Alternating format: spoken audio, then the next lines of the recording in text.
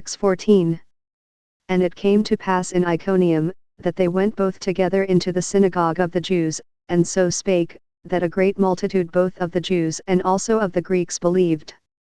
But the unbelieving Jews stirred up the Gentiles, and made their minds evil affected against the brethren.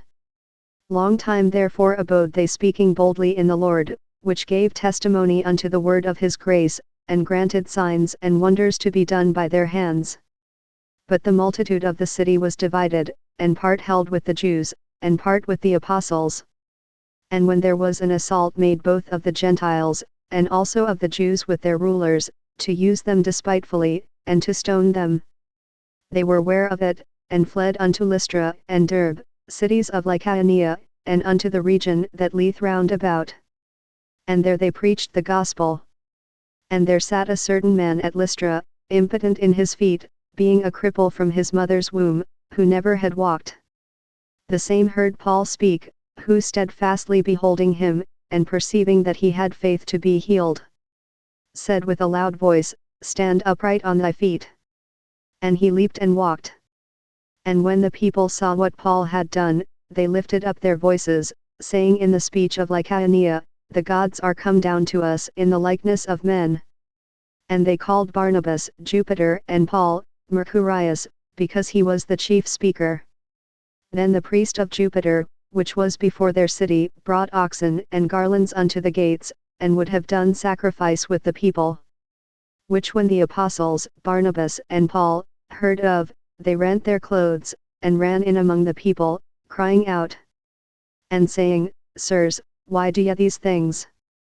We also are men of like passions with you, and preach unto you that ye should turn from these vanities unto the living God, which made heaven and earth and the sea, and all things that are therein. Who in times past suffered all nations to walk in their own ways. Nevertheless he left not himself without witness, in that he did good, and gave us rain from heaven, and fruitful seasons, filling our hearts with food and gladness. And with these sayings scarce restrained they the people, that they had not done sacrifice unto them. And there came thither certain Jews from Antioch and Iconium, who persuaded the people, and having stoned Paul, drew him out of the city, supposing he had been dead. Howbeit, as the disciples stood round about him, he rose up, and came into the city, and the next day he departed with Barnabas to Derbe. And when they had preached the gospel to that city, and had taught many, they returned again to Lystra, and to Iconium, and Antioch, confirming the souls of the disciples, and exhorting them to continue in the faith, and that we must through much tribulation enter into the kingdom of God.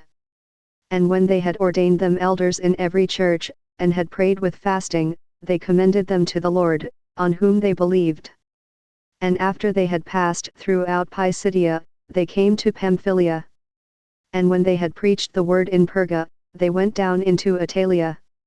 And then sailed to Antioch, from whence they had been recommended to the grace of God for the work which they fulfilled.